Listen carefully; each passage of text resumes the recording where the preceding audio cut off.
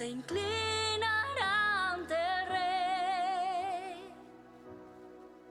Aquí vamos hoy, no hay por qué esperar. Rey de gloria, llena este lugar, queremos contigo estar, solo contigo estar.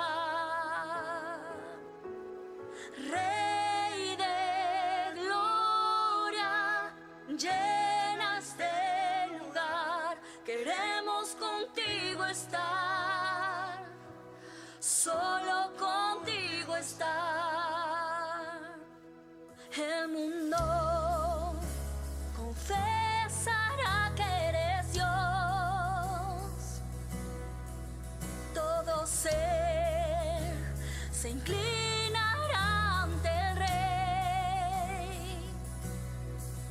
Aquí vamos hoy, no hay por qué esperar. Vamos a adorar en victoria. Rey de gloria, llena este lugar, queremos contigo estar, solo contigo estar. Rey de gloria, llena este lugar, queremos contigo estar, solo contigo estar.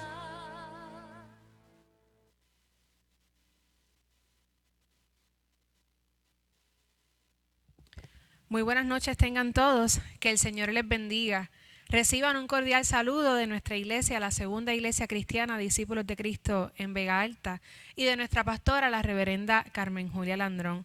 Para los que no me conocen, mi nombre es Cristal Matos, miembro de esta amada congregación, y en esta noche es para mí un privilegio el poder compartir con ustedes la palabra que el Señor ha puesto en mi corazón.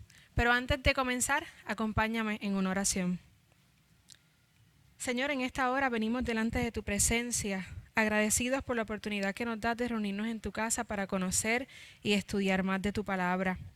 Bendice a cada persona que se conecta con nosotros en la noche de hoy. Te pedimos que en esta hora seas tú hablando a nuestra vida y que la palabra que vamos a compartir en esta noche cale en lo más profundo de nuestro corazón. Es en el nombre de Jesús que oramos y te damos gracias. Amén.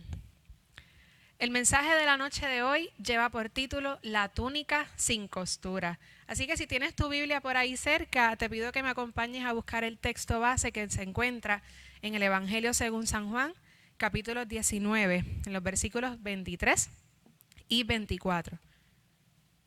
Y leemos la palabra de Dios en el nombre del Padre, del Hijo y del Espíritu Santo. Cuando los soldados hubieron crucificado a Jesús, tomaron sus vestidos e hicieron 4 partes, una para cada soldado. Tomaron también su túnica, la cual era sin costura, de un solo tejido, de arriba abajo. Entonces dijeron entre sí, no la partamos, sino echemos suerte sobre ella, a ver de quién será. Y esto fue para que se cumpliese la escritura que dice, repartieron entre sí mis vestidos, y sobre mis ropas echaron suertes. Y así lo hicieron los soldados. Que el Señor bendiga su santa palabra. La túnica sin costuras. Antes de comenzar, entrar de lleno en el pasaje, es importante que nosotros podamos ubicarnos en tiempo y en el contexto en el que ocurre este pasaje. Jesús había sido acusado del delito de blasfemia porque él había dicho que él era el Hijo de Dios. Y los judíos inventaron muchísimas razones para que Pilato, quien era el gobernador en ese entonces, encontrara culpable a Jesús bajo la ley romana que alegaba, ¿verdad? Alegando que Jesús se oponía al César. Por eso Pilato le pregunta a Jesús, pero ¿eres tú el rey de los judíos? Probablemente Pilato no tenía ninguna razón para pensar que Jesús pudiera ser un rey que fuera rival del César. A lo que Pilato viene y le hace otra pregunta a Jesús y le dice, oye, tu gente te ha traído a mí, ¿qué es lo que tú has hecho? Yo me imagino que Pilato quedó desconcertado con la respuesta que le dio Jesús, porque Jesús le dice, mi reino no es de este mundo. Si mi reino fuera de este mundo, mis servidores se pelearían para que yo no fuera entregado a los judíos, pero mi reino no es de aquí. Pilato ni siquiera se imaginó de lo que Jesús realmente le estaba hablando. Él no tuvo la más mínima idea de la grandeza del reino de Jesús en gloria. Ni siquiera se dio cuenta de la profundidad de lo que Jesús le estaba diciendo.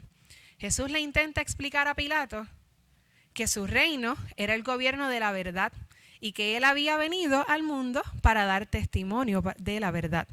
A lo que Pilato vuelve y le hace otra pregunta. Pero, ¿qué es la verdad?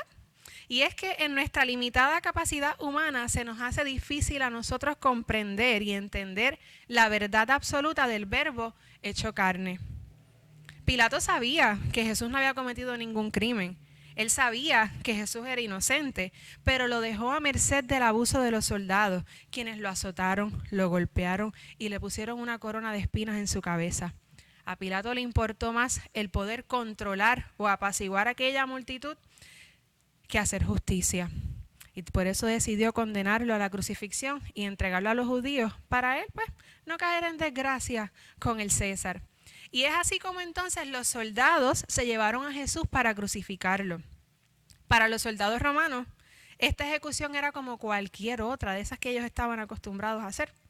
Pero en esta ocasión, a diferencia de en otras ocasiones, tenían algunos despojos para ellos repartirse entre sí. Así que repartieron la ropa de Jesús en 4 partes. Una, como nos dice el texto, una para cada soldado.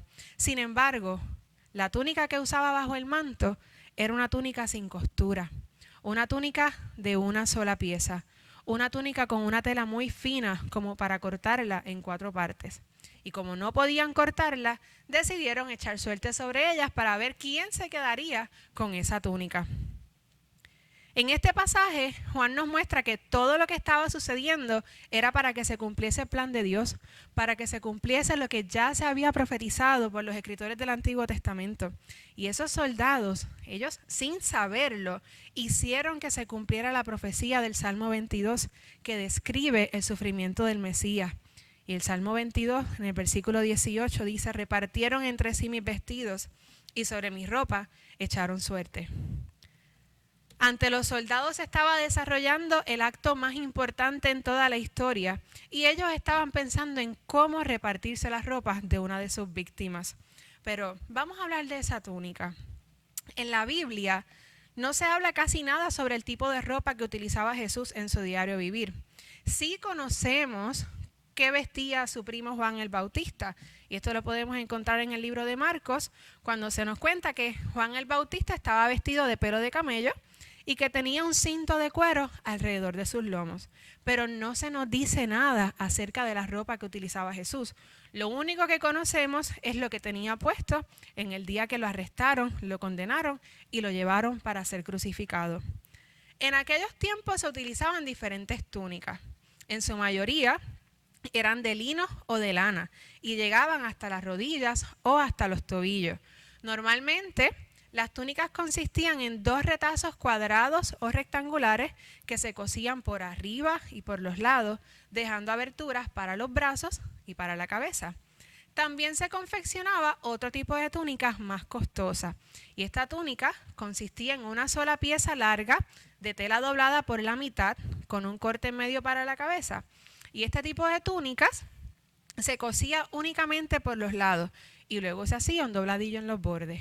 Pero ahora bien, habían unas piezas de ropa sin ninguna costura, como la túnica que tenía Jesús. Yo no conozco mucho sobre telas, ni sobre cómo coser, o mucho menos cómo hacer una túnica. Así que voy a intentar explicarle cómo fue que hicieron esta túnica de Jesús, o cómo eran esas túnicas que no tenían costura. Las túnicas sin costura se tejían en un solo telar vertical que contaba con 2 grupos de hilos colgados del travesaño superior, uno por delante y uno por detrás. Cada grupo de hilos verticales formaba una ordimbre, y la ordimbre es un conjunto de hilos colocados de forma paralela a lo largo en el telar para formar un tejido. Mediante una varilla llamada lanzadera, el tejedor entrecruzaba el hilo horizontal de la urdimbre delantera y continuaba por la parte trasera. De este modo se formaba una sola pieza. No todo el mundo tenía una prenda de esta clase, lo que explica por qué los soldados tenían tanto interés en quedarse con ella. La palabra nos dice que esta túnica que tenía Jesús era una túnica sin costura, de un solo tejido, de arriba a abajo. La túnica no tenía añadiduras. La túnica probablemente fue la posesión más fina o más costosa que tuvo Jesús. Como les mencioné en aquel tiempo, por lo general las túnicas eran de lino o de lana. Pero, ¿de qué manos procedía esta túnica de nuestro Señor? ¿Quién se la regaló? ¿Cómo la obtuvo? Ciertamente no tenemos datos certeros sobre de dónde surgió esa túnica, pero pudo haber sido un regalo de la misma persona que la tejió. Pudo haber sido un regalo de alguno de sus discípulos o un regalo de aquellas mujeres que lo habían seguido desde Galilea. Pero también pudo haber sido un regalo de María, su madre, porque para ese tiempo las madres tejían este tipo de túnicas para sus hijos. Las túnicas de una sola pieza eran muy costosas. Si los soldados la partían o la rompían, iba a perder su valor. La túnica era muy hermosa y refinada. Esta túnica puede simbolizar el carácter de Jesús. Y como su ropa, el carácter de Jesús fue un carácter sin costura, fue coordinado, fue unificado. Jesús era como su túnica, era perfecto. Los soldados no pudieron partir la túnica se quedó intacta, como se quedó el carácter de Jesús intacto, íntegro hasta el final. Al igual que su túnica, que quedó entera, aun cuando Jesús fue crucificado y los soldados echaron suerte sobre ella. La túnica de Jesús, que era de un solo tejido de arriba abajo, Jesús no se dejó guiar por su propia mente, sino que fue dirigido desde arriba. El carácter de Jesús fue una tela sin costura, tejida desde arriba en el cielo hasta abajo en la tierra, desde los pensamientos de Dios arriba hasta las acciones de Jesús abajo, desde la palabra de Dios arriba a la obra de Jesús abajo. Su vestidura era como su vida, de una sola pieza. La túnica de Jesús representa su personalidad. Jesús era un hombre vertical, recto, firme, unificado y lleno de perfección. Leía en un artículo del escritor Max Lucado en el que él explicaba que cuando Jesús fue clavado en la cruz, él se quitó su túnica de perfección sin costura y se cubrió de una túnica completamente diferente, la túnica de nuestro pecado, la túnica de los pecados de toda la humanidad. Él se vistió de nuestro pecado para que nosotros pudiéramos vestirnos de su justicia. Ahora Jesús nos viste a nosotros con una túnica perfecta, sin mancha, una túnica pura, una túnica sin costuras. Y es por eso que nosotros, aun siendo pecadores, llegamos a esa cruz manchados y en la cruz recibimos de parte de Jesús una túnica de salvación, una túnica de justicia, una túnica de amor. Aunque lleguemos a la cruz vestidos en pecado, nos vamos de la cruz vestidos con la coraza de su amor formidable, como dice Isaías 59. Nos vamos de la cruz ceñidos con un cinturón de justicia, como dice Isaías 11. Y nos vamos de la cruz vestidos con vestiduras de salvación, como dice Isaías 3. En aquel momento de la crucifixión, los soldados reconocieron en aquella pieza de ropa un gran valor, una gran dignidad, un valor y dignidad que no supieron ver en nuestro Señor Jesús. Y mientras yo me preparaba para esta reflexión, yo pensaba en qué cosas posiblemente estaban pasando por la mente de Jesús mientras él veía lo que estaban haciendo los soldados. Porque mientras el peso del pecado de todo el mundo, de toda la humanidad, recaía sobre él, él veía a los soldados a su lado repartiéndose la ropa y echando suerte, pero todo en cumplimiento de la profecía. Yo me imagino que el ver esto le pudo haber dado más valor para poder soportar lo que él estaba afrontando en esa cruz. Yo pienso que las acciones de estos soldados eran más evidencia para Jesús de que sin importar cuán terrible fuera su prueba, o cuán doloroso fuera su sufrimiento, la profecía se estaba cumpliendo y su ministerio en la tierra se estaba acercando a su punto más importante. Mientras los soldados jugaban a los dados para repartirse la túnica, Jesucristo los miraba, pareciendo que él formaba parte de ese juego. Y es que sí, porque mientras ellos echaban suerte sobre su ropa, Jesús estaba jugando su dignidad, se estaba jugando su pureza. Mientras ellos jugaban a los daditos, Jesús se jugaba su vida para redimir a toda la humanidad. Así que, hermanos, en esta hora, el Señor nos invita a que lleguemos a la cruz, sin importar cuán sucia, cuán manchada o cuán rota esté nuestra túnica, porque Él nos espera con los brazos abiertos para cambiarnos esa túnica por una túnica limpia, que es la túnica de la salvación. Que el Señor les bendiga.